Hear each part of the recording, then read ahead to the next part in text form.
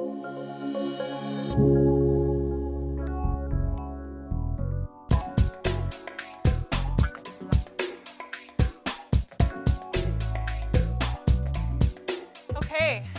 so we want to welcome everyone here tonight. Thank you for taking time out of your busy schedule to come and listen to us and to allow us to listen to you, which is actually more important.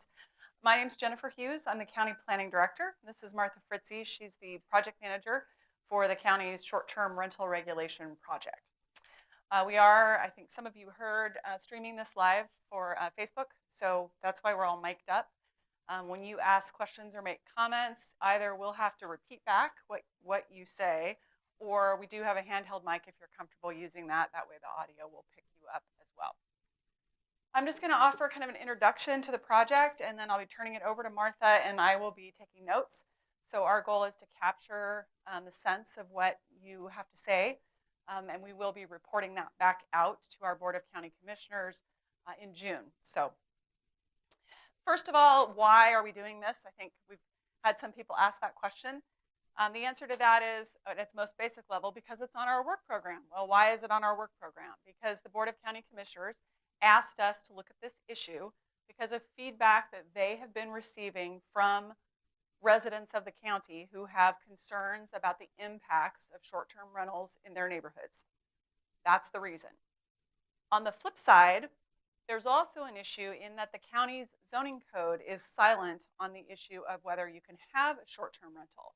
So although we know that particularly properties on Mount Hood have been used for that purpose for decades, the use, of course, has become more common in other parts of the county due to the internet platforms like Airbnb and Vacasa and those types of businesses. And so we're starting to see interest, of course, not just on Mount Hood, but countywide. And I think that has kind of elevated the level of interest probably from the public in general. So we get a lot of inquiries to our planning department about whether it's acceptable to rent a single family dwelling on a short-term basis. And the answer is we don't really know. We don't think so, but the code is just completely silent on the question of whether you can do this. So from a planning staff perspective, we would like to sort of close that loop and specify it's allowed or it isn't, where is it allowed, and are there regulations, or is it just allowed? And so those are the kinds of questions we're going to be evaluating through this project. The timing on this, we started this public outreach process. We have 7 meetings scheduled. This is meeting number 3. The board specifically asked that we not come out with a particular proposal. So there's nothing for you to look at that says we're going to allow it or not allow it or here or with whatever regulations. We're soliciting feedback first. So that will continue through early June. We'll be going back to our Planning Commission on June 10th and then the Board of County Commissioners on June 11th to report out on what we've heard. So once they hear all of that, then they will be giving us guidance back as to what they would like us to do next. It could be we're going to do nothing. It could be we're going to amend the zoning code just to say that it's permitted. It could be that we say it's permitted some places, not other places. It could be that we say it's permitted, but only if you register and comply with these requirements. Any of those things are possible. And so we're just trying to answer your questions and get your feedback. But before we do that, Martha's going to kind of talk about what the what the parameters are as far as what we've thought of so far about what the issues are, and then find out from you sort of what we missed. I think that's it at this point. If we were to proceed, the timeline is that we would try to wrap it up by fall so that we would adopt whatever it is by hopefully October or so. With that, I'm going to turn it over to Martha to talk about the specifics a little bit more. Hi, thank you all for coming out. As I mentioned earlier, not on video, there is a flyer in the back that has a lot of information. I'm going to sort of walk through this and hopefully it will help with our discussions this evening. And on the very back of this flyer are the dates of all of the meetings that we are having. As Jennifer mentioned, this is the 3rd of 7. The remainder of the meetings are listed on here. And equally as importantly is my phone number, my email address, and the county website that has a lot more information about this project. This flyer will be posted on that website, so you can download it, print it, share it with other people, take a look at it at home. But this back page is very important because it provides you with lots of opportunities to provide additional input besides this evening. There is a survey on paper in the back of the room that we'd be happy to take on paper. The exact same survey is also on this website, so you don't have to do it today. There are plenty of fields, both online and in the written survey, to write in comments. We will record all of those and make sure that the Board of County Commissioners gets all of the comments that are sent to us. You're also welcome to email me directly at this email address on the bottom here, which is also all over the website. I am logging those, keeping those. Those will all be forwarded to the Board of County Commissioners for consideration as they move forward with making decisions about this topic. So, taking a little step back, Jennifer mentioned that the Board of County Commissioners had asked us to look into potentially writing regulations around short-term rentals and also clarifying in our zoning code where, how, when these things this use might be allowed in a dwelling. And so to start off, county staff has actually been working on this project for probably about 8 months. We started by emailing, calling, looking online, trying to gather as much information as we could, because we know that we are not the first jurisdiction to try to do this. And what is important to us is to figure out what's going to be the best solution for Clackamas County. So we looked at a number of other cities, several other counties, looked at what their regulations were, talked to staff there, asked them a lot of questions about what was working, what's not working, what lessons have they learned, and most importantly, what advice would they give us? What would they tell us to do? And there's a few sort of general things we kept hearing over and over again. One is that in allowing short-term rentals in your jurisdiction, there's a lot of opportunity. There's opportunity for homeowners to have additional income to help pay their mortgages. There's opportunity to provide places to stay, to encourage tourism in communities and areas that sometimes don't have a lot of tourism because they don't have the traditional hotels and motels. At the same time, there are a lot of challenges with short-term rentals, and most notably neighborhood impacts like noise and other nuisance that we've heard about from parties that might happen in short-term rentals. We hear sometimes that there are impacts to the affordable housing stock. It's potentially taking housing away from long-term renters and making other rentals more expensive. So we did hear a lot of things, and we understand that there are opportunities and there are a lot of challenges, and we certainly would like to hear about that. But today we are really going to try to move forward and get some feedback specifically on the questions that are listed in here under your discussion topics. I didn't read my own writing here. And the very first one is, if short-term rentals are allowed in the county, where should they be allowed? Should they be allowed just everywhere in the county? Should they be allowed only on Mount Hood and the resort areas on Mount Hood that really are our biggest tourist draws at this point in time, where this type of use has really been happening for many decades? Should they be allowed somewhere else? Should they be allowed in every single housing type? Should they be allowed in detached single-family dwellings, in condominiums, in apartments, townhomes, everything, only some of those? And so we'd really like to know your thoughts on that, first and foremost. And then, of course, on the next page is a list of a few things, sort of common themes when we start talking about actual regulations, things that we heard from other jurisdictions that they regulate and that they would advocate to be regulated if the county is to go down that route of regulation.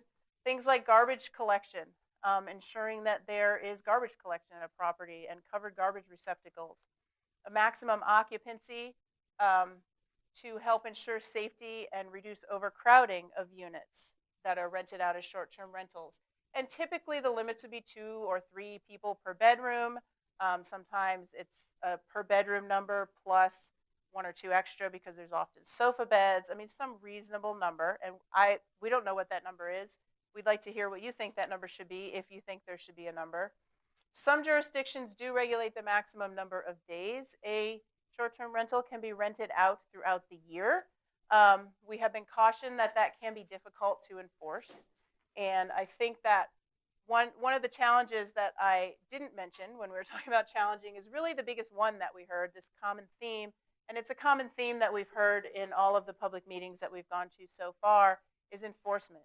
Enforcement is a challenge, and we have heard both from the other jurisdictions we talked to and from other members of the public, if you're going to write regulations, make sure you can enforce them. And we do understand that enforcement is a challenge. Often with a short-term rental, if there is a problem, the problem happens to be on a Saturday evening in the middle of the night, and that's not when our code enforcement staff is on duty. And there are sometimes challenges for the county sheriff to come out for a noise complaint or something of that nature. And so as we are working through and discussing regulations, we do want to all keep in mind, and I'm sure you will remind us, and that's excellent, that how we are going to enforce any regulations that are written is extremely important. It's something that needs to be considered. Other regulations might include off-street parking spaces to ensure that the street is not blocked for other people who live on the street. Noise and nuisance, there are various ways to regulate noise and nuisance, although all of them are very hard to enforce. Some jurisdictions require the property owner of the short-term rental to send out notice to the neighboring properties with a contact, the first point of contact. If there's a complaint at 2 in the morning, that's the phone number you call, and there's certain steps that need to be taken by that homeowner, otherwise there are some other repercussions. And so that would be a first way to resolve an issue before trying to call the sheriff's office. That's just an idea that's out there. We've gotten some feedback on that might be something that is palatable to people. And then finally, building and fire safety. Of course, we all want our tourists to be safe, our visitors to be safe. Some basic building codes, smoke detectors, fire extinguishers, some basic features of a home need to be there, and they need to meet certain building codes in order for the property to be rented out. Those are sort of the list of regulations that have risen to the top as the most common or seemingly the most important to other jurisdictions and folks that we've already talked to. If you have any thoughts on those specific topics, that would be great. If you have other ideas, like Jennifer said, we are really here to listen to you and hear what your thoughts are, what your suggestions to the county are, and how you think the Board of County Commissioners should proceed with this project. And so, I'm sorry? I have one more thing. And Jennifer has one more thing. So I forgot to mention this, and that's the sort of the financial piece. We certainly have gotten questions about that, and I honestly can't answer that right now specifically. What I can tell you is that the county has a transient room tax. There's no proposal as part of this to change the way that works. If it applies now, it would continue to apply. The other issue, of course, is that the actual fee for registering. I would anticipate that if the board adopts a registration program, there will be a fee sufficient to allow the program to be self-sustaining. There would have to be staff, obviously, to register these, to administer that, any sort of renewal, and to enforce. And so the question of how that works is going to depend on how big the program is. If it turns out it's, you register and just submit an affidavit saying we're going to do these things and provide a contact name, that's much easier to enforce than if we're going to have something that says we're going to cap the number of people and the number of nights and the number of cars and all of those things. There's a much higher enforcement threshold for something like that. The program would be more costly. So that will all have to be evaluated, and then any fee would be sort of worked out as part of that process. But right now I can't tell you what that dollar amount would be. So before I get to start taking questions or comments, there are a few open chairs up in here if you all want to sit down or grab them and take them back there. I hate to see somebody stand the whole time. But with that, I think we are ready to hear from you. We'll see how this works. If you want to use the microphone, you want me to walk around the room with the microphone maybe? This whole technology thing is a little awkward for me. We'll do our best. If not, I may just have to repeat your question back so excuse me, everybody online can hear. Does anyone want to start off today? Yes, sir. This is fun. So when you first started to describe why this project was started, you said that there was feedback from residents, and feedback and concerns from residents to the Board of County. What I've heard about this type of regulations in other areas and cities is they're a lot of times driven by hotels and hospitality businesses that feel like they're losing business, so they do a lot of lobbying to put these regulations in place. Can you assure us that this is really based on just feedback and concerns from residents and nothing beyond that? So I personally can tell you that the planning department has not been receiving, feedback or lobbying from the lodging industry. And that was not a stated purpose for the board, for the board taking on this project. It's obviously not possible for me to attest to whether anybody from a lodging industry has spoken with any member of the board. I don't know that, but that has not been shared with me. That didn't come out in the work sessions when we talked about this work program. And it's certainly not what's driving the planning department to want to sort of specify one way or another as to whether this use is allowed. I'm going to end up answering all the questions with this method. Yes, ma'am. So I'm a host in unincorporated Clackamas County, and without that, we wouldn't be able to stay in the home that we raised our children in. And our children have all moved away, but we get together 3 or 4 times a year, and it's just pretty sweet to be able to accommodate them and their spouses and their children and their dogs and all of that. And then I'm really happy when they go away. But so for us, it's just really important for the stability of our family to be able to do this. That said, and also it's we just had these 3 Argentinian beekeepers stay with us, and within 5 minutes of them taking a walk in the neighborhood, they got 2 dinner invitations, and plus 1 from us. And it was it's all about breaking down barriers, cultural barriers, which is really good for our community, I think. But what I don't want to see is people buying up property who don't live on the property, and renting them out, and where there isn't a connection between the host and the guest. I think that's very bad for the community, because it does limit long-term rentals possibilities, and that's not good for the neighborhood. It also, so many of these problems like the garbage thing and the noise thing, I mean, we live right there. So nobody's going to do a wild party, and it's right there in the listing. If you want to party, this isn't the place to come. We live here, we live next door to these people and have for 25 years. So we're not about alienating our neighbors. So to me, if the regulation was such that the hosts have to live on the property, many of these problems, if not all of them, would be eliminated. Yeah, that's mainly what I want to say. Thank you.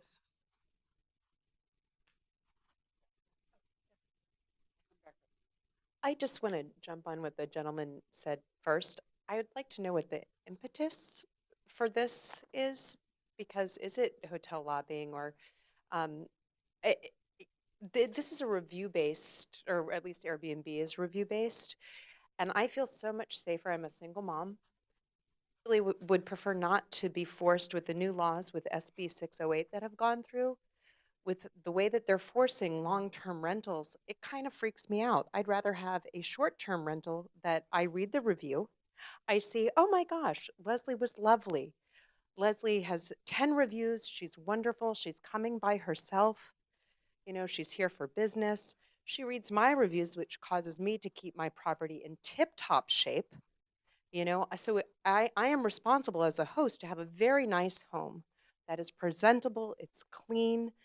Leslie comes, she stays for 2 days. She's very quiet. There's very minimal trash, no more than what myself and my son would generally produce because she's eating out in the community, especially in Oregon City, which is lovely downtown. I leave recommendations for things to do like the trolley trail, renting at NRG kayaking, and I've never had any complaints. It says clearly on my listing there's no partying. I've never had a party once. I've been doing this since 2015 and I have had nothing but lovely experiences, and it allows me and my son to live in our home as well. I did rent, I had an Airbnb in downtown Portland. This was at the very beginning of Airbnb. I kept in contact with Airbnb. I've gone to their meetings. The rules and regulations went in effect in Airbnb. Portland takes about 50% of what the listing is. So when the listing is, the host lists their property at like $68, the actual guest pays like 120. I was shocked when I found out, because that wasn't like that when I lived in downtown and did the Airbnb. That would really make it not advantageous for us because the guest is not going to pay, $100 or 120. 68 is reasonable, but then I have to list it at 30, and then it doesn't make, like, it's not a win-win situation. And I don't know what that money's for. And I felt that what Portland was doing to its host was a little bit of harassment. And if that's what's driving this, is taxes and harassment to people who are just trying to make a living, live in their homes, open the community up, have these wonderful experiences. I'm curious. Like, I know my neighbors have never once complained, even when I did it downtown. Like, I guess in 2015 I started, or 2014. It's all been extremely positive. I have 365 reviews, all 5-star reviews. And everybody's been great. It has been such a great experience. And again, I push, all the local restaurants and everything here in town. So I'm kind of jumping on what that gentleman first said, which is, what is the impetus for this? I am so curious about the negative impact, because I've seen nothing but positive impact. Thank you. So if I could just say 3 quick things. One is, I would echo what Jennifer said. I have never spoken with anyone in the hotel motel industry, and I have not heard that anyone has contacted the Board of County Commissioners. I believe that you have a good property, and there are a lot of good operators out there. There's really 2 other things driving this. One is, there are some problem properties out there, and there have been complaints, there have been concerns, about emergency vehicles being able to get to homes. I think that started the ball rolling, and there are also many people who have called the planning division, for example, and said, how do I do this legally? I want to get the right permit. And it's really an awkward conversation, because we have to say, well, it's not really allowed in our zoning code, and so we would like clarification. It will, to some extent, level the playing field. Everybody will have the same rules. It won't be this sort of not really sure what's going on, and it's not really allowed, but we know people are doing it. We'd like to level the playing field. If it's allowed, we want to know where it's allowed. It sounds like you would be advocating just to allow it anywhere, perhaps with no additional regulations. And you can correct me if I'm wrong. I'm not trying to put words in your mouth. And so we at this level want that clarity, but I think that it would be helpful to you all as property owners to have that clarity as well, and for everyone to have the same rules, everyone to be paying the same transient lodging tax. The transient lodging tax in the county, I don't know what the percentage is, like 6-ish%. We're not proposing to change that. Everybody who's running a short-term rental now should be paying it, and everybody who's running one in the future would be paying it. This is not an increase in any sort of taxing. There would potentially be a permit fee. It's not a nightly fee or anything added on to the nightly cost. It would be a permit fee to register the business and demonstrate you meet all of whatever regulations or none that the board adopts, and then be allowed to operate legally. And it would just really clarify a lot of things. Yes, it was both the neighborhood impact complaints and also just the general lack of clarity in our codes. Hi, good evening. I do thank you for the opportunity to give you some feedback on the subject. And I'm a resident up in Welch's. And anyways, I do hear you saying that kind of a conflicting point here. You said the zoning code is silent on the subject, but you also said just a few seconds ago it doesn't allow it. Primarily, what I see the issue being is that the bundle of rights of property owners is being infringed upon, and it's an infringement on possessory rights. So it's the core freedom of an owner to possess and control what happens on their property. And in regards to the type of property that should be used as a short-term rental, it's quite apparent that the current code only allows single-family residences, duplexes, multifamily. They obviously don't allow commercial or industrial. So it's fairly, people know what they can and can't do, provided with the current building codes. You can't, obviously live in an ag building. That's not permitted because, you can't live overnight in a commercial residential home. And so I feel like, the educated owner can make that. They know they have to comply with county ordinances. And furthermore, when you do develop a property, whether it be the city or the county, they do regulate how much off-street parking you have. So that's all considered in the development process. And obviously the fire marshal, there's already code regulation on fire and safety, and obviously with real estate transactions, you cannot even transfer property without the correct number of smoke detectors and carbon monoxide detectors. So that's again regulated. And I've just seen people that basically it really seems that it's, like I said, again, an infringement on possessory rights of an owner. And it does really it impacts the common person and property owner, the ability to actually make a little bit of extra money. For instance, I ran into a gal off of East Fairway Avenue. She had lost her husband. She was in a reverse mortgage, and she would rent her room nightly for $60 a night, and that helped her put food on the table. And that's the case of a lot of people up in Welch's. As you can see from going there, it's not, there's, we could use more capital investment in the area.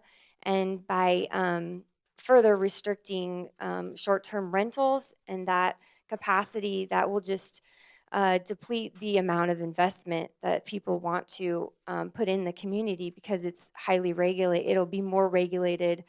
And, I just see constantly, nothing against you guys, but, the county always wants the piece of the pie, and they're going to get it with their fees and regulating this. So I'm definitely not in favor of the county regulating. I feel that the building and fire safety laws are already in place. We have garbage service up there, which garbage service is also part of, the county. So we're already paying the county to, deal with garbage and such. So, and we obviously, even additionally in the Rippling River community, they have an HOA and architectural review committee, and they have line item 21 says renting of units. They may be rented, but no more than 2 paying roomers or boarders may live in the house at any time. And you already do have to sign a rental registration. And specifically, it says the unit owner is responsible for the conduct of all renters.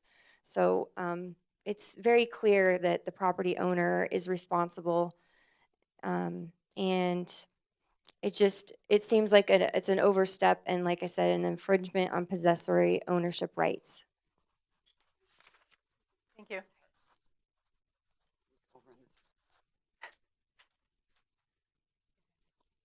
Hi, I'm a host, and I'm a host as of August of last year. And before I took on that challenge or project, I did a lot of research. And the research told me that the properties that have the most trouble are the properties where the owner doesn't live on site. So in my home, I have an RV in the backyard, and I did the research, and there was nothing that said I couldn't do that, and it's fully self-contained. And I'm home, and I don't let people check in on their own. That's called self-check-in. I'm there. I greet them. I make sure they understand the rules. I make sure they understand what they can and can't do. And I have thoroughly enjoyed this project. I meet people from all over the world.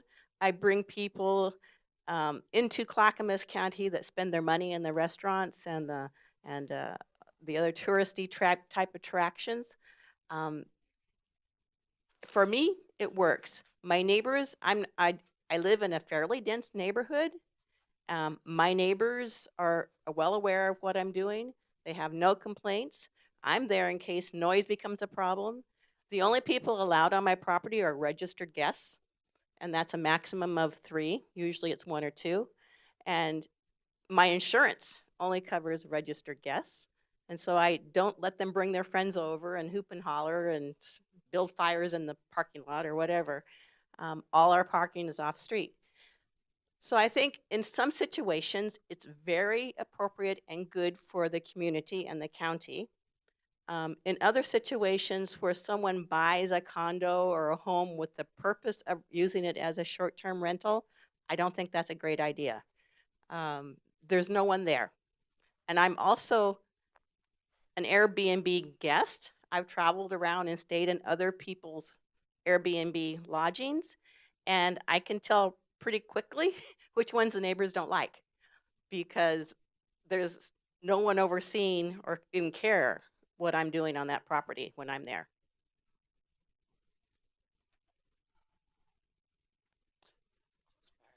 Thank you. Good evening. I'm probably the one person here that does not live in a place where short-term rentals are contemplated. I've owned a family home in rhododendron since my parents bought it in the early 1960s. And my point in speaking up is I think there is a way to have short-term rentals of non-owner occupied property. I get a solicitation letter from Vacasa probably 2 or 3 times a year, wondering if I would be interested in setting something up. I disagree with the people that say it can't be successful unless you're living there. I've got permanent residents on 2 sides of me that would keep an eye on things. And my intent in speaking here tonight is to say, don't restrict my right to do something later. I have no plans to rent out. It's an old family home. But I have a second lot. I may put an ADU on it later on. I don't know. My wife and I are in our 60s. We're contemplating retirement. It would be a nice source of retirement income. I have clients that run Airbnb and VRBO. I know all about that. And I do agree with the need for regulation because I know you have problems. My wife actually just spent 2 weeks on the Clackamas County grand jury in the last month and heard all about all sorts of things that they see that probably you see pieces of too. So don't restrict the right to do something in the future. I have no intent of renting my property at this point, my main house, the vacation house up there. But we do have friends that come and stay. And I would suggest that if you do adopt a regulation, have a minimum number of nights to create the need for a permit. Because we have family and friends that use it. They might give me a few dollars for utilities, but it's not in a VRBO, it's not in an Airbnb, it's not in a rental pool, it's not advertised, it's more of a convenience. Thank you. Thank you. Move down the line real quick. Prior to 2009, my family and I would vacation up at Mount Hood all the time. And if it was not for the VRBO type of houses, it would be very hard for us to vacation up there. Since 2009, we have had an unoccupied home up there through VRBO. We've never had a complaint, not one, of our renters.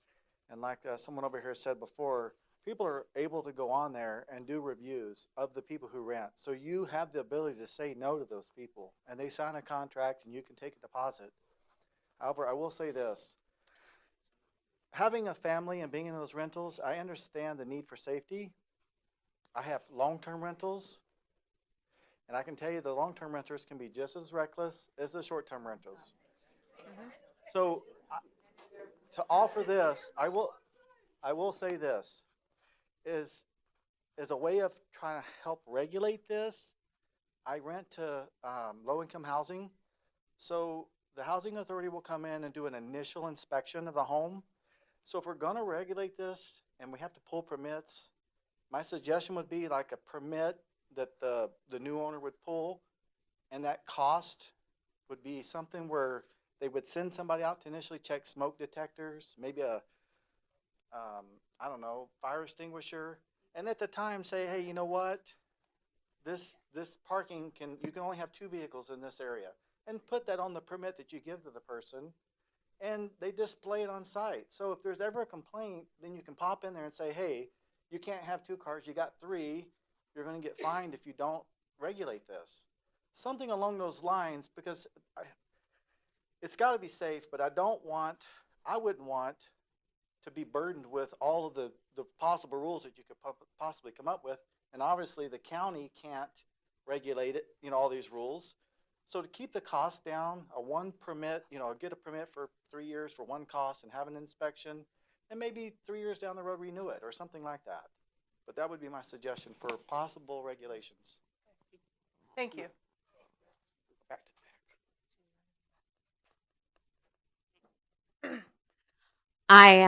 Whoa, sorry. I have a big voice, and so I probably don't even need this. I'm a host, and I'm an Airbnb user. Personally, when I travel, I do not like having somebody else in my space. I always look where their host isn't there because I like my privacy. I think it goes both ways. Our house on Lolo Pass, which I absolutely love, we're not there all the time. And in order to upkeep it, like put in the best septic system, and we, of course, cleared it with our neighbors because that's what normal people who care about their neighbors do. So, what I don't want to see, one of the beautiful things about Hood and Lolo Pass, and like because we weren't living there full time, when the river washed out Lolo Pass, they actually were able to build a trail through my property, which was one of the 3 properties that linked 2 sides of the road because it didn't inconvenience us, and we were happy to do it for the community. And we have a whole book of things to do and places to eat. We have the people who, Pete the electrician, and we have all the community that we use up there. If anybody calls us and it's a problem, we send one of the people that we've known for 15 years over there. What I'm tired of seeing from city government in general, and I don't mean to take this personally, is people have no skin in the game who come in and tell everybody else how to do it. And the reality of it is, raise your hand if you really don't care about the property you own. We have the ability to read. We have the ability to evaluate. And if there's a problem, I say yes, be held accountable. But if there's no problem, why do the people doing it right always have to pay the price for the people doing it wrong? So thank you for those comments. I guess I've heard a lot of comments. It sounds like from all the comments I've heard, there's a strong preference for allowing short-term rentals. I didn't hear any comments that would lead me to believe anyone thinks they should be restricted to a specific building type or location or anything like that. I do have a, yes. Okay. Okay. So I'll take your comment in just a minute with the microphone. Because what I wanted to ask is, and you're right, there are a lot of Mount Hood people here, and it's a little bit different community. It's a resort community. There's a lot of vacation homeowners. Is there anybody here from maybe a different community that might have a different perspective on how or if this use should be regulated in other areas of the county? And I'll certainly listen to other comments about Mount Hood, of course. I wanted to give somebody else an opportunity maybe to. Do you want me to? Oh, no, it's okay. Okay. No, I'm not Mount Hood. I might be one of the only people here who is not a host. But what I do is I'm a small business owner and I cater towards this industry. So my bread and butter is all of you. Um, I own a small cleaning company. I employ about a dozen, all women actually. Um, and I have been in this business for many years. Before I did this, I was the operations manager at a boutique hotel in Portland. So I've experience in Portland. Um, I live in unincorporated Clackamas County. Uh, so I have a vested interest in this community. I still go to work in Portland every day. I take my business to Portland. I hire women in Portland. We service clients in Portland, homeowners in Portland. The property taxes, or all of the taxes that the hosts that I work for pay, go to the city of Portland. I actually have a program where the women I hire work for a certain amount of time, and then I help them start their own businesses. All people in Portland. Yeah, I'd like to not do that anymore. I would love to be able to take my business and my revenue and my program and bring it closer to home. I'd like to be able to spend my money and hire people in my local community.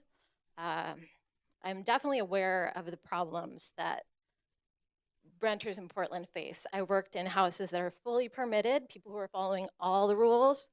I worked in houses where people are following most of the rules.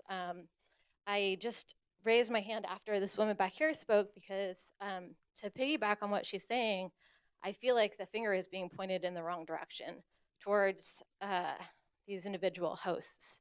You know, I have clients who are retired. They live on site. They live in the basement and rent out the nice portion of their house to guests. They have the utmost care for their property. This allows them to, you know, keep their homes. I've also worked for people who don't live on site. I'm not sure whether I agree with this or not, but I think that part of what has probably prompted this are complaints from people fear-based, seeing what's happening in Portland. There's obviously a lot of negative press about housing crisis and housing shortage. In my opinion, a lot of this could be solved if they would stop. Like they're saying there's a problem with enforcement. They can't possibly enforce, but they're trying to enforce the wrong thing. They're going after who's unpermitted. Well, have you been present for a permit inspection before? Has nothing to do with anything except for someone walks in, takes 2 minutes. They say, oh, legal egress window, 2 fire alarms, carbon monoxide detector. It doesn't do anything. Unpermitted hosts don't pay taxes, possibly to the city. So really, they're like chasing after these people. It's like they're chasing after a carrot. What they didn't do is educate people to begin with. And a large portion of my clients and people who come to me saying, you know, I want to start an Airbnb. Can you help me set it up? Have no idea there's a permit process. They have no idea how it works. People in Clackamas County, same deal. But lots of people in Portland who are doing great things. They're great hosts. They would follow the rules if they knew about them. So I guess for Clackamas County, maybe I would suggest whatever rules are adopted or regulations, just better prior education. When someone is getting their permit, make it clear. And I get that Portland has added on and added on and added on. And unless you're part of like an online active host group, which I am, and I know a lot of people in this room are, because there are groups like that, you'd have no idea that the regulations have changed. You'd have no idea about all of these rules. People have no idea they're supposed to, you know, get an ID for everyone that checks in, that they have to ask for the license plate number. They don't know that there's a limit on number of people. Like there's a huge number of people who are great hosts. They just don't know this. So everyone's freaking out about, oh, these people are unpermitted. And half of them don't know, number one. And then the other half is that does not solve the problems. You can be an investor and get a permit for a house you don't live in. That's not the rule in Portland. You're supposed to live on site. That's the law. But people thinking that just, well, that's because all these unpermitted hosts. Well, an investor can get a permit too. You sign the paper, they look in your space, they give you the permit, off you go. That's what I see. If people are having a hard time with that, that's the problem. I just think that hosts, like a lot of these people who are doing this to survive, are like taking the brunt of all of this, and that whatever rules are decided, just education to begin with, so you're not constantly running after and having to do all this expensive enforcement. Just do it to begin with, and then, yeah.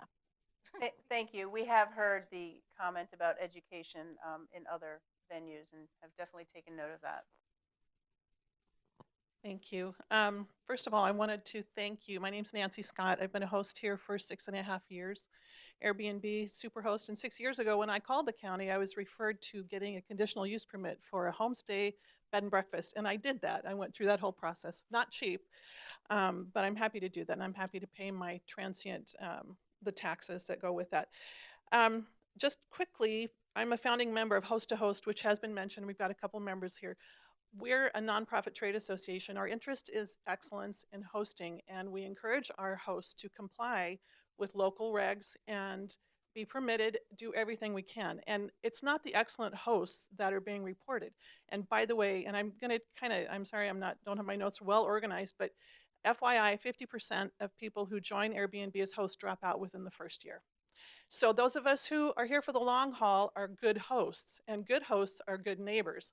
So I don't have answers for you about how you make, how you encourage good hosting in neighborhoods. I'm hearing that there's comments about hosts should be on site, and I'm an on-site host, and I meet every guest, and it's great. People up on Mount Hood and in that area, they can be great hosts, and they can't meet everyone, and nor should we. I think there is probably a place for a zone or a type of economy where it's a different one than if you're in a neighborhood. And I think neighborhoods, and although I have to say, I have friends who have hosted off-site, and there are hosting, companies that will do that, and some of them do a great job enforcing and all of that. So I just wanted to offer host to host as when you get to the point you're talking about how do we make regulations to make hosts into good hosts, because none of us are the problem, right? If you're leaving trash out and you're having parties at your places, we're not here plugging for for not having regulation. But I think we're realistic to say it's going to come, and I just wanted to say don't let those bad actors create a problem for those of us who are conscientious. And in fact, it's such a positive thing. It's a positive thing for us personally. We live on a tree farm. The money goes right back into the farm. We have people all over the world. I live about 1.5 miles from Willamette, and they all eat in Willamette. There's lots of good economic development as well as lots of intangible things about hosting that just make it a better world. So when you get to the point that you get down to brass tacks, I just want to say, I'm sure any of us hosts in this room would like to sit down at a table and say, how do you take care of the garbage? Well, here's how you do it. How do you take care of noise?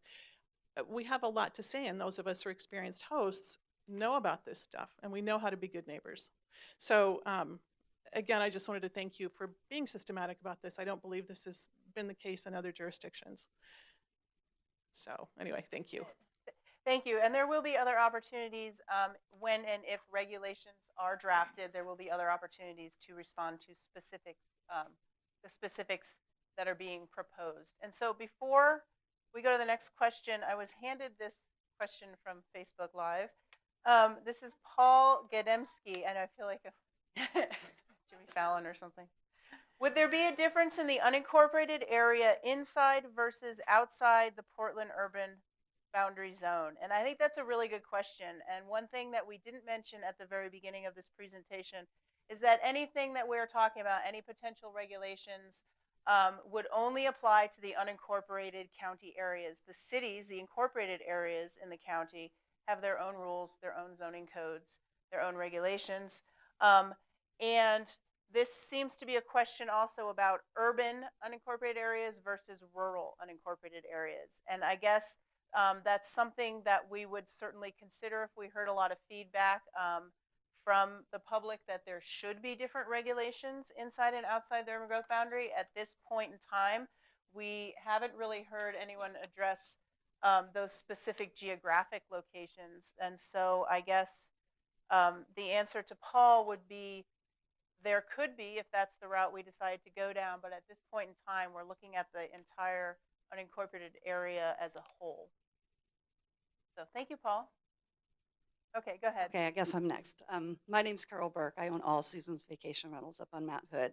I've been managing vacation rentals up there for 17 years now, individually homes. I'm the representative for the homeowner, and all of our properties do follow code and compliance right now. I don't even take a property on if it's not safe to rent to a guest.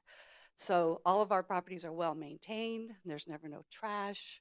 I have an after hours the phone number, which I hand out to all the neighbors of all the properties I manage. They call me any time of night, and they do call me any time of night if there is something out. So there are responsible property managers and responsible homeowners in the area. There are some bad apples that have ruined it for the rest of us. I employ 17 people at a full-time basis. I also own a cleaning business, started with that, involved into property management, but I employ a good number of people in my small community. And without my business, you know, it's a huge economic um, engine for our community throughout the restaurants, recreation, even to have a local grocery store is supported by the tourists that come to our area. And without it, we wouldn't be able to survive up there. Businesses wouldn't survive. So as a responsible property manager, and all my homes, like I say, I have more problems in my neighborhood with my long-term rentals than I do with the vacation rental across the creek from me. The long-term rentals, and as far as ordinances go, I don't know what your enforcement is on that, but I've called on a property for 20 years and never had anybody come out to look at it. So you can put codes in place, you can put restrictions in place, but is it going to be policed? And if it goes to the small vacation or the short-term vacation rentals, it should go across the board. You mean the regulations should be the same? Yes, Okay. yes, they should. They should, you. and they should be I mean, there should be some kind of policing of that. Thank you. Mhm. Thank you, Danielle. I guess I should have introduced Danielle. This is Danielle Cowan. She is the Director of Tourism, Danielle? Yes, I am. Yes. She's the county's tourism director. She's not just a mysterious audience member who decided to help out. But thank you, Danielle. I'm Deborah Gaslin. I'm a property manager, and I just want to piggyback on All Seasons. I have a couple vacation rentals up in Rhododendron, and I've had my owner unoccupied unit for about 5 years now. And we hear a lot about the Airbnb, and we also have to remember, like with All Seasons, that this is short-term rentals. It can be vacation rentals. It's just not Airbnb. It's the people that have entire companies that employ a lot of people in the town that manage rental properties for owners of vacation rentals. And so I know, as a responsible property owner and also a manager, with my rentals, all my neighbors know what's going on. And I employ a lot of people up at the mountain. I keep everything local. I have a housekeeper, I have a landscaper, I have the plumber, the electrician. You know, I spend a lot of money at the hardware store to keep up my rental. And for me, as a property owner and a property manager, it's very important for me to engage my community in participating in my business, because it's a business for everybody, to support that. And so, yes, in the local area, there's Airbnb, there's people renting out their RVs, their rooms, their whatnot. But we also have to keep in mind, as regulation is considered, that there's also the vacation rental homes, the homes that cannot be occupied by owners. And I also own another property up there that is a long-term rental. So that's employing somebody that does work in the area. So, and just a little background. I think in 2005, 2006, because I am a property manager, I worked with my owners down at Cannon Beach when they went through this whole short-term rental regulation, and they handled it very poorly. And I'm here tonight because I appreciate you putting this out there, to having some regulation, some conformity, to figuring out your own policies. Because if we start at the step one and do this all to the benefit of all of us and not have the horrific time that Cannon Beach went through with their city council and everything, and finally getting to a compromise, because a lot of this is people's investment, and you cannot have hardship of investment for property owners, because people use this as investment to make money, for retirement, that sort of thing. So that's a whole other kind of legal issue that the county needs to take into consideration, is imposing on people's investment like that. So I'm looking forward to giving more of my thoughts on paper and working with you on this. But thank you so much. Thank you. I'm just curious why Clackamas County has chose not to collect the transient tax directly through VRBO. And I'm not Airbnb, so I don't know whether Airbnb. I mean, I also have a Deschutes property and they collect it there. I understand we're one of 2 counties in the United States that has chose not to collect it. I mean, I pay my taxes, but be sweet if they just did it for me. So I can say the taxes are collected through our finance department, and there are some legal conversations and legal issues going on that we are not really privy to nor experts in related to that. And my understanding is they are working to resolve those legal issues in order to, like I said, level the playing field and make sure everybody pays their taxes. It just seems like that could maybe weed out some Perhaps. And I properties honestly, maybe I'm that not are trying not to be up to evasive. integrity. I honestly don't know. I was just curious why that the was. ramifications, the legal ramifications. I'm sorry? Now you're gonna have another fee, a permit fee? Potentially, yes. I am not a host. I created a business in Portland where I assist hosts in obtaining their short-term rental permits. So there's a couple of different types of permits in the city of Portland for smaller 1 or 2 bedrooms and then 3 to 5 bedrooms, 2 totally different things. What I wanted to comment on was that the 2 largest frustrations that I hear from people obtaining their permits is that the insistence on having a long-term resident on site. There's a lot of people that have a home, they get a job, they have to move somewhere else, they don't want to get rid of their home, so they want to short-term rental it.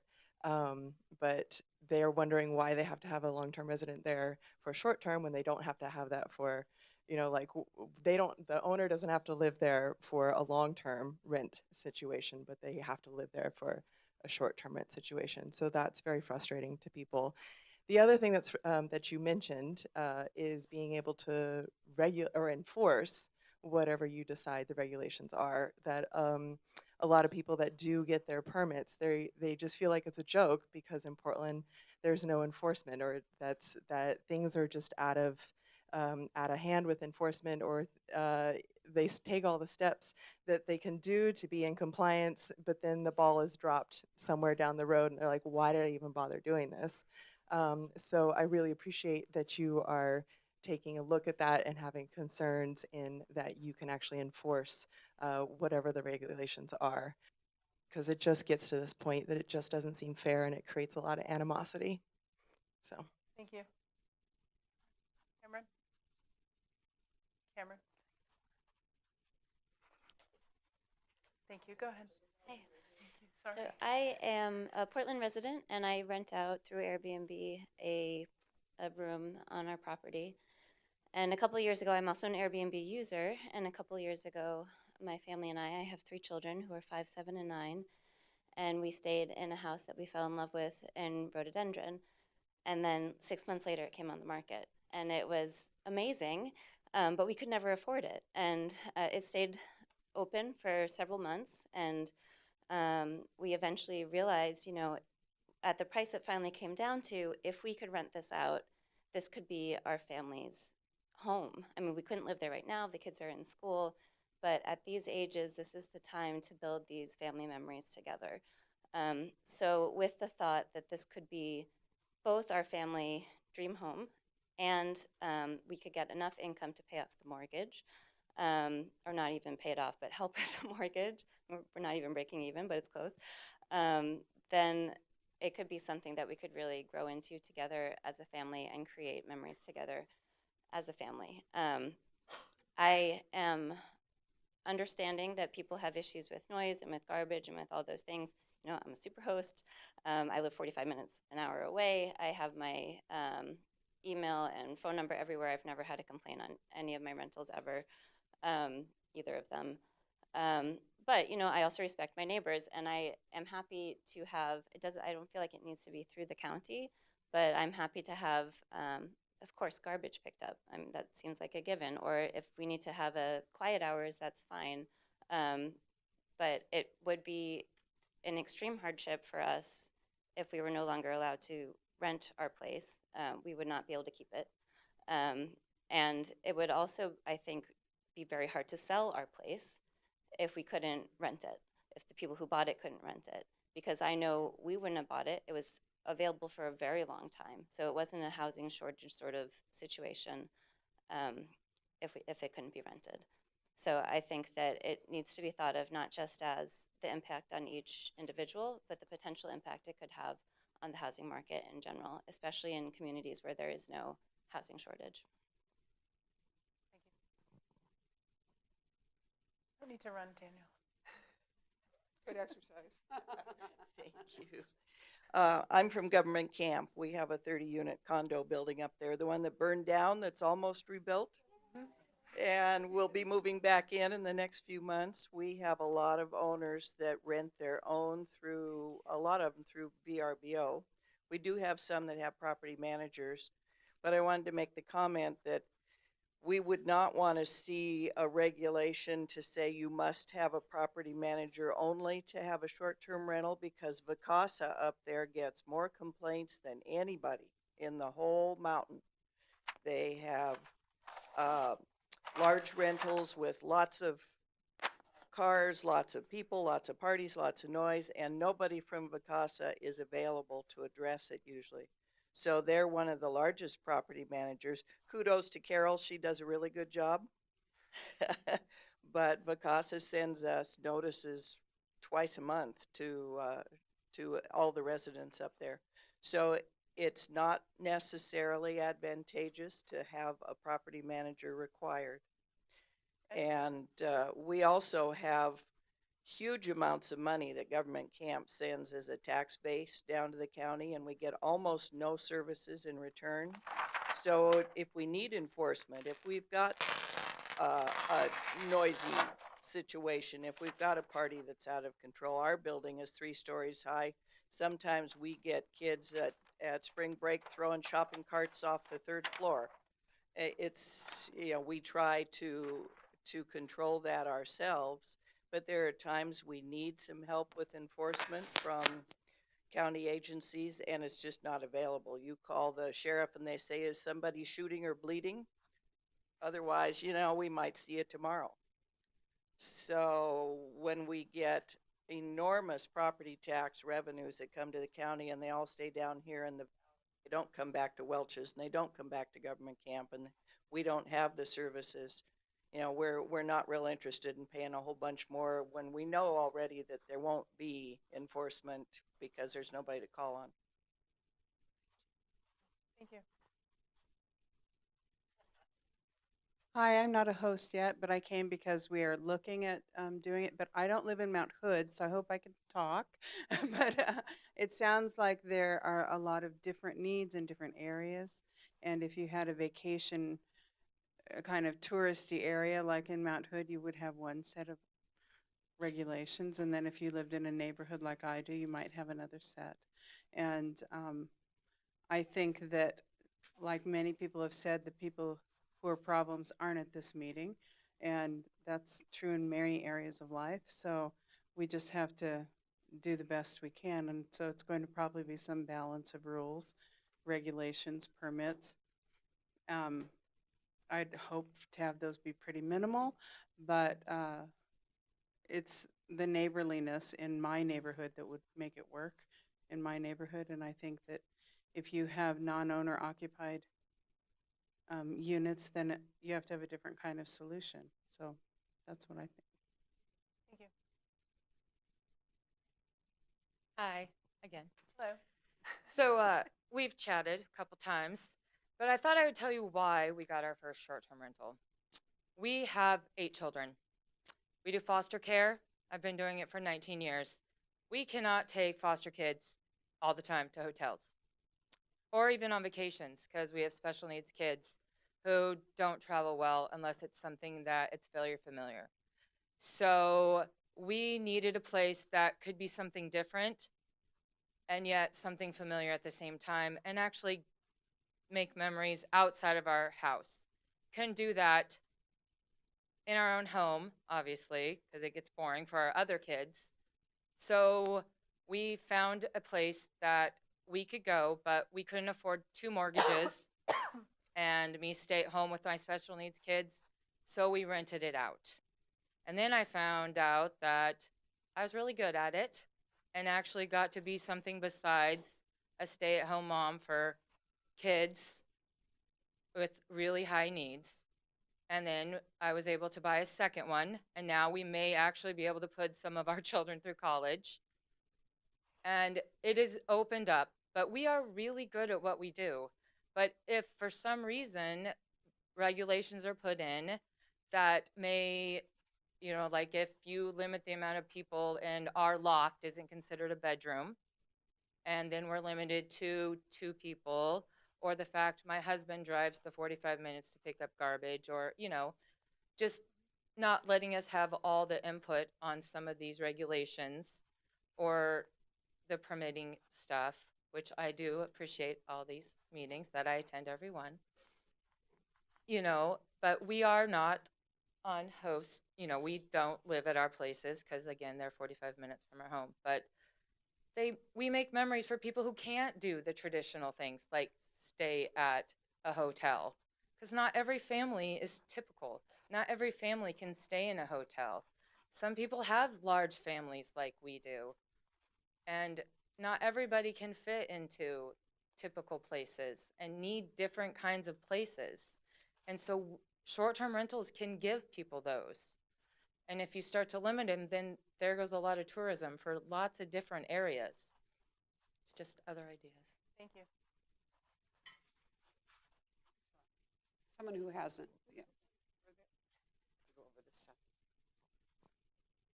I'm still trying to get those who haven't had a chance to speak before I go back to those who have. I Hi, can thanks. take over if you don't want to run around. My name is Ned Dodmer. I do work with Vacasa, so I want to address this woman in particular and a few other points. It's all right. Yeah, we are a big manager of short-term vacation rentals, and in every market that we're in, we're always in compliance with all the rules and regulations and every permitting. We have a compliance department to make sure that we are. We always collect and remit all city, county, and state lodging taxes.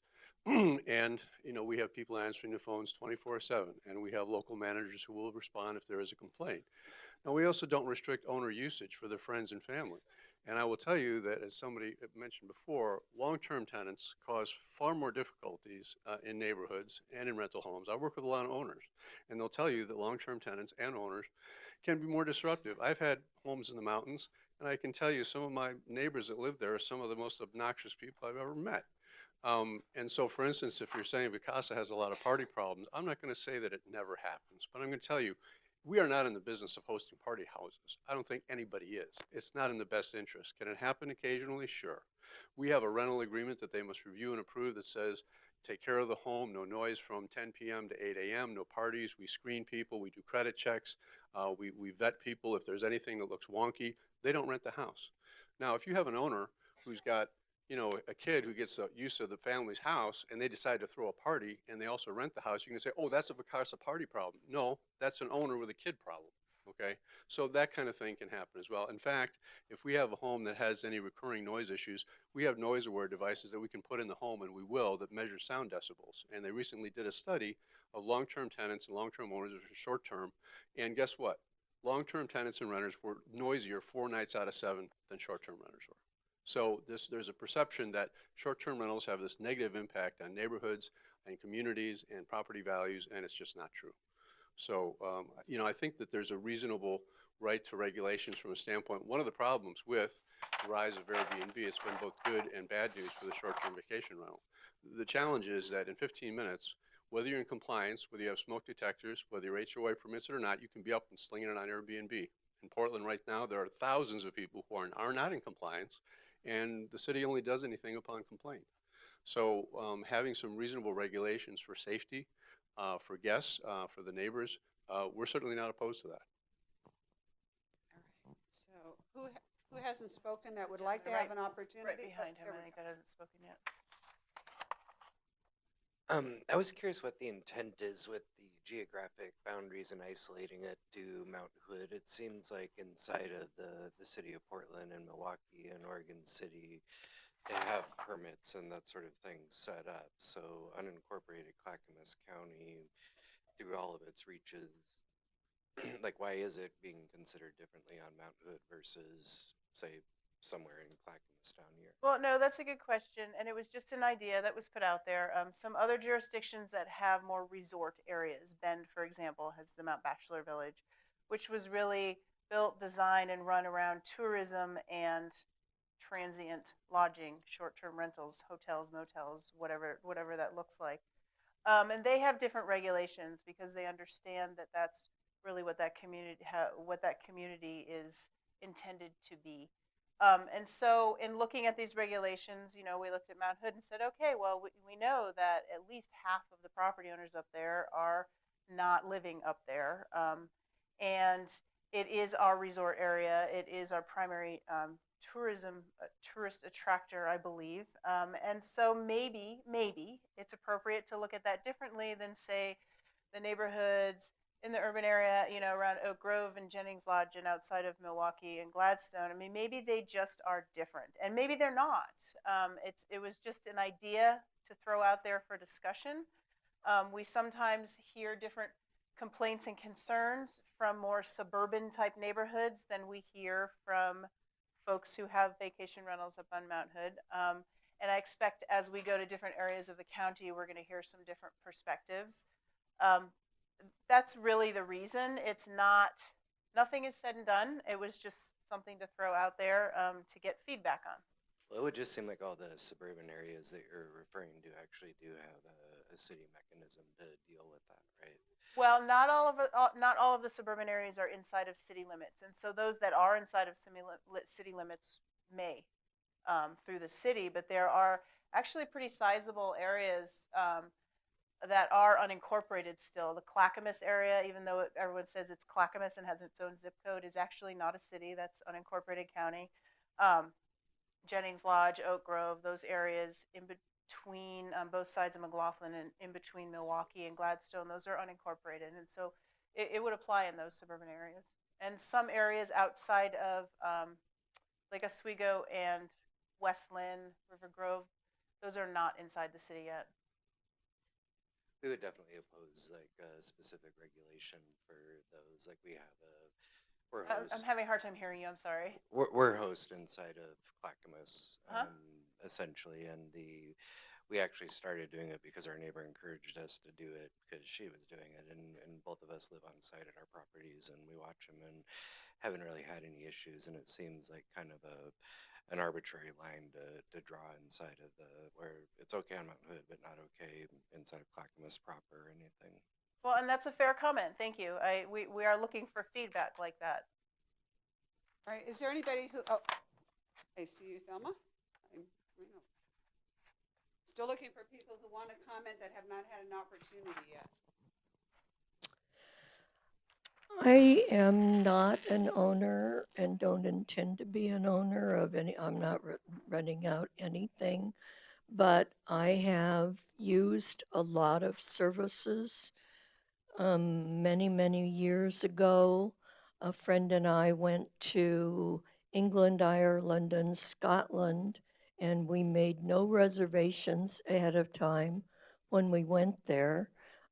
We had a rented car and just would drive into a location and drive down a street in the residential areas and see signs that a place was available, had a room available, and go in and check the room out and stay with the owners of the place.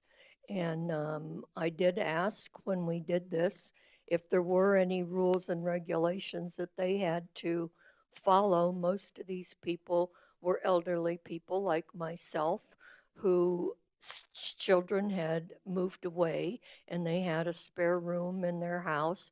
This wasn't even a bed and breakfast. They didn't serve us anything. We just had a room to stay for the night.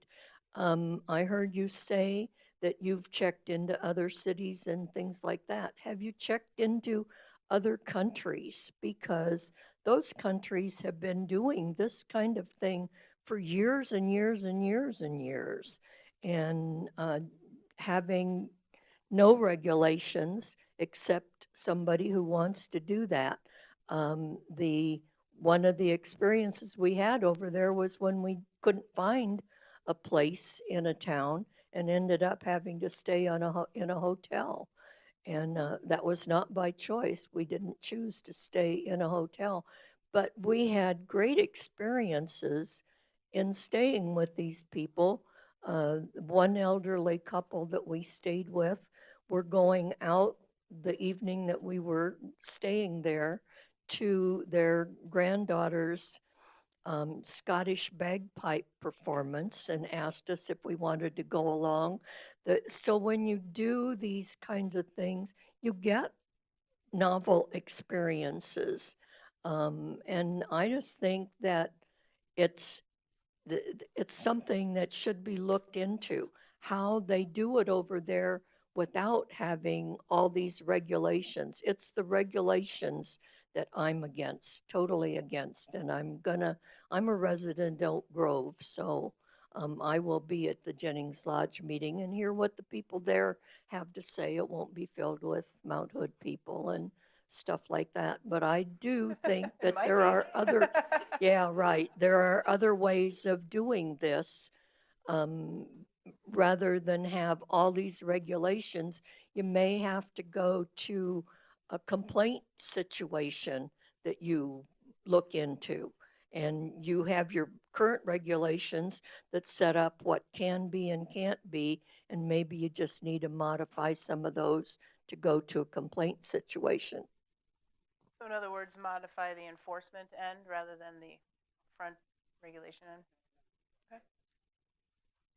Thank Yeah, you. just really quick. I'm from Oak Grove, and I have one of the oldest homes, and I just came here because I'm thinking about doing a VRBO because I just rented one today in Cannon Beach because there were no hotels. So I live in Clackamas County unincorporated because of the fact I don't want government overreach. I want to own my land and I want to do what I want to do with my land. And if I want to invite people in, I want them there. And I understand that we need permits, but I feel like as we move forward, I need to see, well, what happened with Cannon Beach and their, when, what, they're not, what are you guys, your, the committee, who decided what happened in Cannon Beach? Who decided what happened in Portland? I'd kind of like to see the pros and cons of everyone in Oregon, because when I do travel to, I manage the Northwest Territory, so I'm in 7 states, and I do VRBO a lot, and there is a tax for when I do rent, and I didn't even realize that when I rented today until you pointed out, and I'm like, oh yeah, I didn't see a tax there. It is more expensive a lot of times. When I'm in Seattle and I have to rent a hotel, and in the middle of summer it's $450 for a hotel downtown. I can jump on VRBO and pick up a condo for $290 a night, and that's still expensive for a night and when I'm working. So I just want to see more history on the other, cities, Lake Oswego, all that, so we can kind of compare as a community.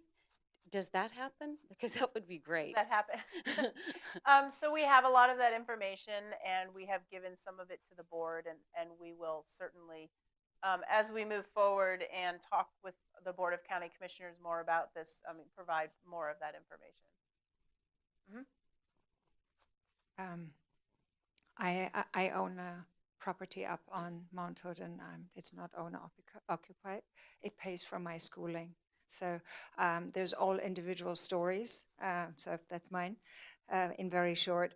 I don't envy your position because it seems that you need to straddle a lot of, or you wear a lot of hats and try to accommodate so many different entities or groups. So that we said, Airbnb started out being the couch surfing website what you describe of England and Scotland.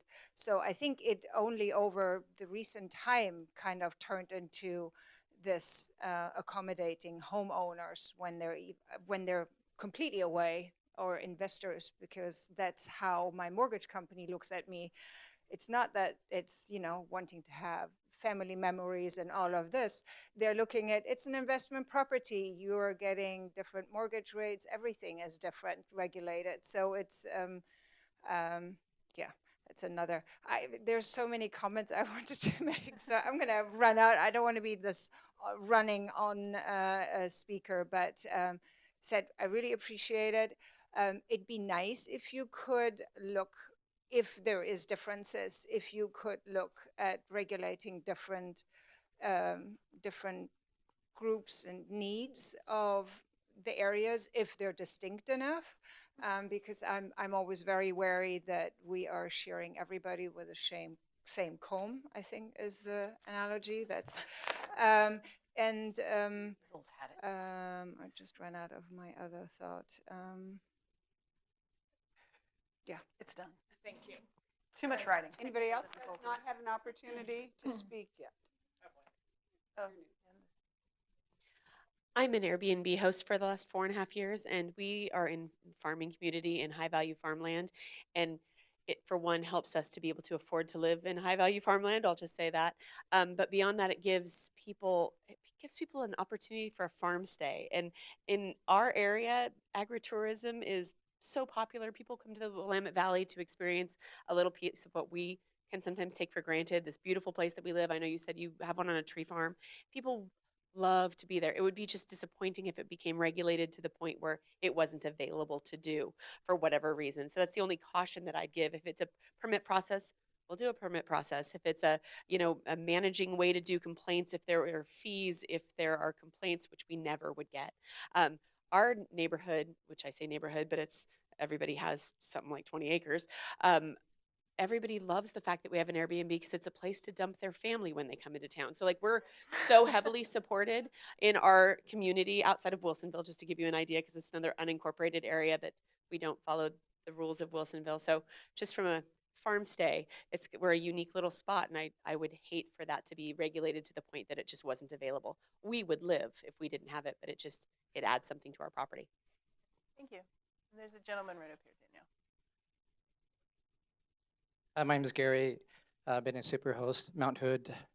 It's basically my mother's property that she bought when I was in grade school. Learned how to ski. Anyway, right now it's used to help her in her retirement. She doesn't make much money, Medicare, Social Security, and if she didn't rent this out for Airbnb, or we had to do a septic tank that cost $7,000. That just wipes her out. So it's really a survival mode. It's not like we're driving around in Mercedes Benzes or anything. It's like, Subaru. So it's survival mode for her. But I want to just say, I think you're on the track to collect transient taxes from VRBO, Vacasa, or Airbnb, correct? You're not entirely collecting all the taxes, but some, or are you? Collecting? Okay. So we just went through this process in Tillamook County. And I guess Airbnb pays Tillamook County, but Tillamook County doesn't know where the money, how they got the money. So they're getting the money and so anyway, we just went through this process. My understanding is our attorneys are working with their attorneys to figure out what that looks like, and Okay. Well, I suggest that if Clackamas County does collect 100% transient taxes, that you proportion some of that to the hosts here to cover the costs for the permits, to cover the costs for smoke detectors, carbon monoxide detectors, for the inspections. I think there's some legal limits in terms of what the money can be used for, but we are definitely not experts, so I'm just going to write that down, but just kind of tell you, I think it may not be within our control to do that. We're part of the tourism industry in Oregon, right? So we should be collecting some of that for our benefit. Training, fire safety, you name it, right? Recycling, training programs, whatever. That's my point. Thank you. We will keep that in mind and also figure out what the limitations are with the lodging tax. Oh, yeah. Okay, anybody else who has not had an opportunity? She's not had enough. I just want to say that we have a vacation rental here in the city of Oregon City. So we're regulated by the state of Oregon, by Clackamas County, and by Oregon City. We pay tax in all three places. The problem is now we are no longer a host because Oregon City has decided that we need a conditional use permit. It's $4,000. $4,000. And I've been to many of their meetings and they're now looking at that. We're regulated the same as a hotel. So I just caution the county to be careful about overregulation because the more regulated we are, the more expense there is. The more expense there is, the less likelihood that people can continue doing it because it cuts so far into their expenses that they have to run it themselves anyway.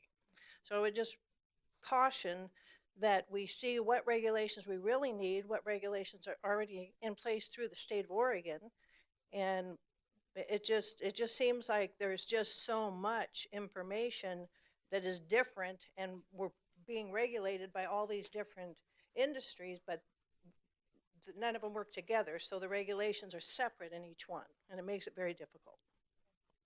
Thank you. And I think the don't overregulate message is something that we have heard many times in the last couple of weeks. So thank you. Okay. So I think we've hit everybody that has spoken. Has she spoken? Did you speak? Yeah. Okay. Yes. So while I'm up here, there's one more. Okay. I have a process question. There's like there's a planning commission meeting on the 10th. Correct. And then a Board of County Commissioners work session on the 11th. On the 11th, correct. Is the planning department doing a staff report with a recommendation? I don't think we're at that stage yet. We haven't really talked in detail yet about what those packets will include. But this is not going to be a formal proposal where we would normally have a staff report and a recommendation and draft regulations and all of that at that point. Okay. The intent is to tell the Planning Commission what we heard. They really haven't had a discussion about this project at all. So it's really an education process for them. At this point, although again, there's no promises of what's going to happen, if we adopt regulations, it's unlikely that the detailed regulations will be in the zoning code. There'll probably be a business regulation in the county code if we do it, which means that the zoning ordinance amendment would be very minimal. It would just say these are allowed, for example, or they aren't, although that doesn't seem to be what we're hearing, but these are allowed. And that would be it. And so the Planning Commission's involvement, if that's the case, would be relatively limited, other than it isn't as though they wouldn't have an opinion on this topic that they would want to share with the board. But they may not end up being the body that actually looks at the detailed rules. And so yeah, who would that be? I think those of us who are going to be most affected would like input just the into board. So the county code, it's just the board. Okay, correct. And will they be talking specifics on the 11th, do you think? It's our hope that we will have what I would describe almost as a rough draft or a first draft if we end up going that direction. I mean, I think at this point, we're not sure exactly what we're thinking other than that we would be pointing out some broad trends to the board of what we heard. So for example, enforcement. We've heard a ton about, you know, you can't do anything if you can't enforce it is essentially the message. So we'll talk about that. What we heard about, you know, sort of the economic impact, the local economy, the economic impact to individual owners. So I think it'll be sort of these discussion points of broad themes that we heard. Plus, they're going to get all of the actual comments. So we're transcribing all of this, plus all the survey results, plus any other comments we get from any other source, and they will get all of that. Okay. I think it's likely that we will at least have, as I said, a rough draft or try to, because if they do say go, our timeline is relatively tight. And so we're going to at least want to have something for them to start talking about. Okay. And so it will be, you know, maybe something similar to this, these discussion points that are in this pamphlet.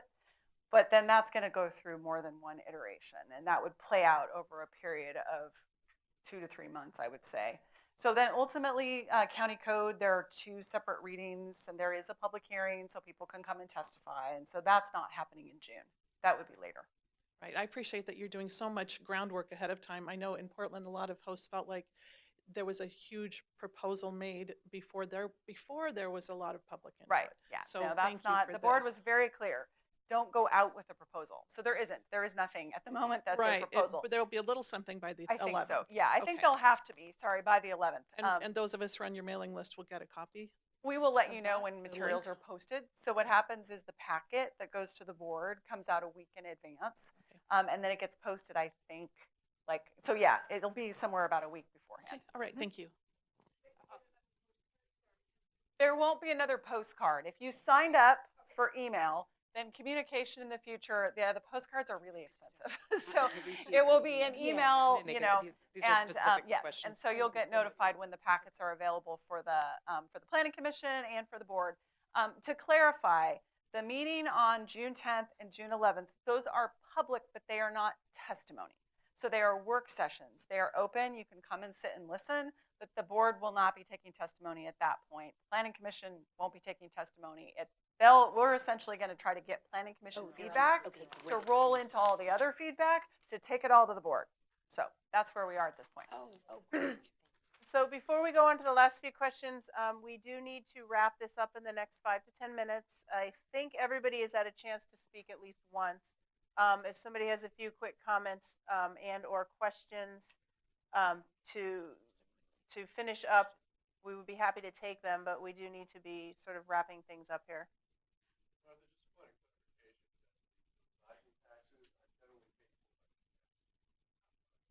Yes, my understanding from staying in lodging is that it's passed through to the guests, whatever the percentage is. How people run their individual properties, I suppose, is up to them, but that's typically what I've seen. So, yes, ma'am? My one last quick question is regarding the reason, the impetus for all this. I was kind of referring to Thelma, is it? Yeah, which she said, which is, maybe if it's complaint driven, because aren't there already noise ordinances, in place in communities? Aren't there already, if there's trash, I think my neighbor would complain. And the thing is I keep my area like pristine. I have to, because then I'm not going to get the business. So I'm over and above. And the problems that I have had in the past have all been with long-term renters. People who are in my place, I can't get rid of them. The neighbors are complaining. And what I say is, well, I can't even evict them at this point, So, the process is 6 months, it's lengthy, it's expensive. And, it makes me feel at risk and very vulnerable. So I just wanted to say, I think there are existing rules. So I feel that this might be doubling. I'm just not sure as to, what is igniting the fire, I guess. And that's it. Thank you. I believe there was one more. Well, I sort of had 2 quick questions. I'll try and be quick. The first was, is there, you may not be experts in this exactly, but where exactly does the transient tax go now? So that percent that everyone's paying, even though there's no regulations, what's that going for? So the woman behind you might be able to answer that question. Definitely not the planning department. It's not Right. coming to the planning I'm department. the tourism director for the county, and the tourism tax by law goes back to promoting and developing tourism in Clackamas County. Only thing it can be used for, we can't use it for your individual businesses. So sorry, but we could do some training and so forth that might be applicable. We can't do what is called the cost of doing business. So if you are running a business, we can't give you transient lodging tax to make more money in your business. That's just not something we can do. It's like a hotel requesting us to put in a pool for them. We wouldn't do that either, right?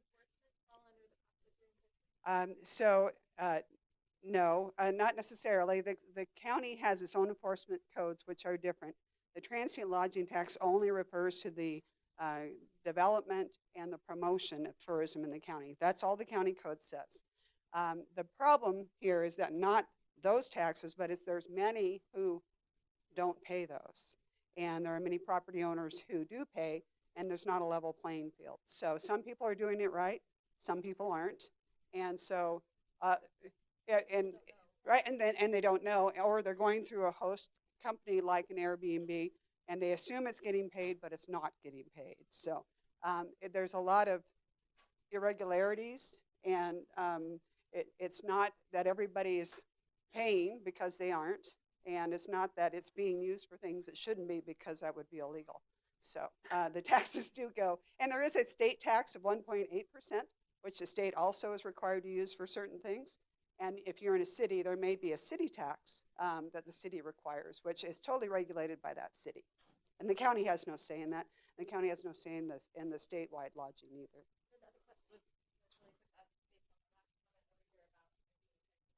Currently, is there, well, you're talking about the bed and breakfast permit. Bed and breakfast is not allowed to advertise a kitchen, and it's about $40,000. Well, Only way around that's a city regulation, so I'm not sure what that $4,000 permit is for. That really doesn't apply to. Okay. Okay. The county currently does have an option to do what's called a bed and breakfast homestay, which certain people could qualify for. It's not a $4,000 conditional use permit, but it is a home business permit. But that does not fit a lot of short-term rentals because it requires, as you mentioned, the on-site owner as opposed to the, the opposite model. Well, they just Yes, changed that correct. on their website. Now it says it's not on their home occupation. The city? Talking about the city? Yeah, different. So Clackamas County, you could do a bed and breakfast homestay, but it only fits a narrow group of. It was just that people don't do that because it's too expensive. They just do it anyway. So I was agreeing with her. If people are priced out, they're going to do it their own way anyway. So just making sure it's accessible and So this is related to the home occupation permit in Portland. It's a home occupation permit. And one thing I think that wasn't thought through in putting this in is there are Airbnb hosts that are also piano teachers, and you're only allowed to have one home occupation permit. And so if you have to then choose, are you going to be an Airbnb host or are you going to be a piano teacher? So taking that into consideration, I think, would be wise. So thank you. And we do have ways to get home occupations and ways to get bed and breakfast permits. And I don't think we would propose to change any of those. This would be more of the renting out the whole house and not being their model, or renting out an ADU behind your house, or renting out part of your house but not running a bed and breakfast and having the commercial kitchen and providing breakfast. And so this would we're not looking to recreate the wheel on the bed and breakfast. We're looking to clarify and figure out what to do with this other use that doesn't neatly fit into a bed and breakfast or hotel. So, quick question. I own a home in Manzanita, outside of Manzanita. Manzanita has capped the number of short-term rentals permits in their city because of trying for a livability question. Are you contemplating capping the number of permits in any one geographic area as part of this process at all? Is that something that you've ever thought about? And what's happened in Manzanita is that the short-term rentals have sucked up all the affordable housing for the summer laborers. So if you're in Manzanita and other coastal towns, you're going to find lots of people with help wanted signs, and the people they hire don't have a place to live because all the housing stock has been caught up in the short-term rentals. So the concept of capping the number did come up in our work session with the Board of County Commissioners, but not in a way that I would describe as being like this is an actual proposal. It was more just throwing out ideas.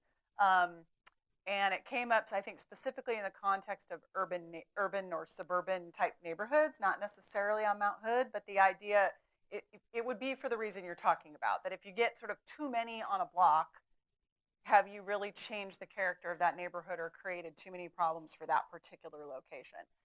Staff's response at the time, and I think what I would continue to say, is that it's not that we couldn't do that, but that is a large administrative burden when you start talking about sort of trying to, how do you track on a geography as big as we're talking about? Maybe in Manzanita you can do that, but all of unincorporated Clackamas County, it's just a huge thing for us to keep track of. And then if you stop renting, does the spot open up quickly, and how you can imagine. So we were concerned about that, but ultimately it's not our decision, but that's kind of our concern. I have one question. It's probably more for you, but the lady over mentioned something about people being uneducated, getting into this process and making all the mistakes, and that's probably where a lot of our problems are. I know I struggled the first couple of years doing this, but can we not use some of this transient tax money to maybe develop a video that when they come into this process that they can watch? I mean, we're paying all these, taxes, so the people that aren't doing it right, maybe is that possible to use that tax money to develop a video? Sure, and we do develop a lot of videos, and we do a lot of training of people who host visitors in many different ways, or businesses. The problem is that it's not actually quite legal and not quite not legal. And so it's, what would we be advising on as a government entity? We don't have the authority that I'm aware of to tell you how to run your Airbnb business when we don't recognize it as such, because it's not operating lawfully in many cases. Well, in bringing this on board, maybe that's the process that we try to approach them to make it legal, so that you can do that. I think it'd be an excellent suggestion, and I'll bet Jennifer's writing it up there as we speak. So yes, I agree.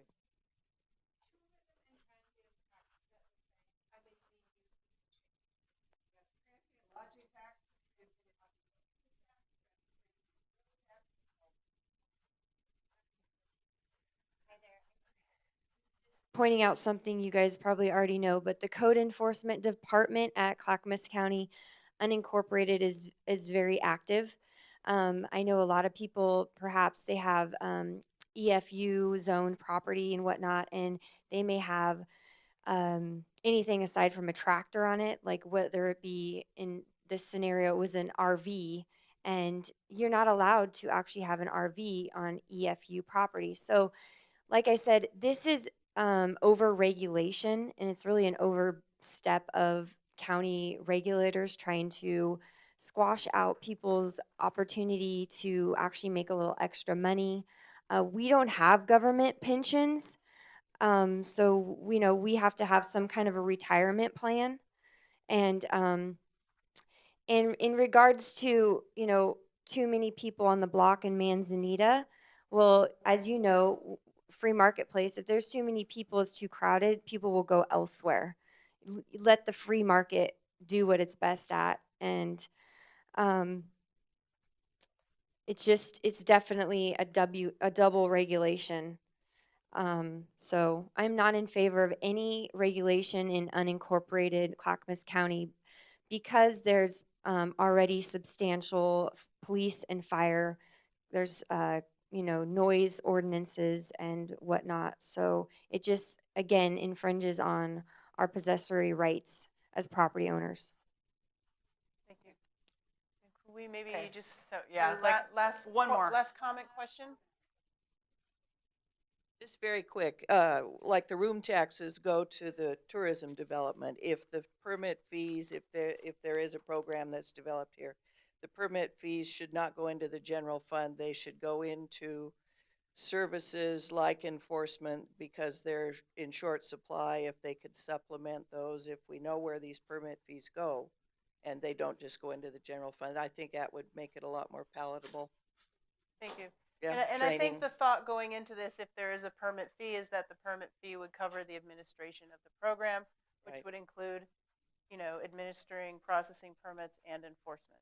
Absolutely. Yes. Not back in 5 years and raise the permit fees and say, we don't know where the money went. Okay. So I just thank you, Danielle, so much for helping out. I really appreciate it. We weren't quite sure how this was all going to go with the live Facebook thing going on and these crazy contraptions. And thank you all for coming out on your Monday night.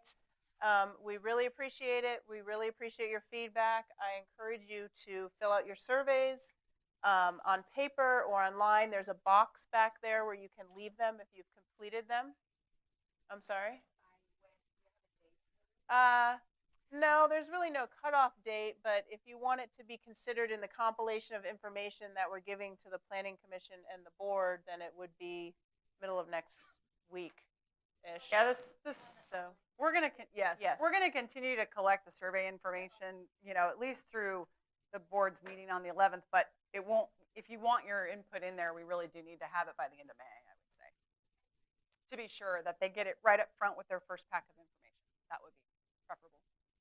And feel free to contact me by phone or email, submit comments to me. I am tracking them. I will put them all together in a packet and attach that with all of this other feedback that we've received from you. And again, you are welcome to attend any of the other public meetings we have going on. And thank you very much.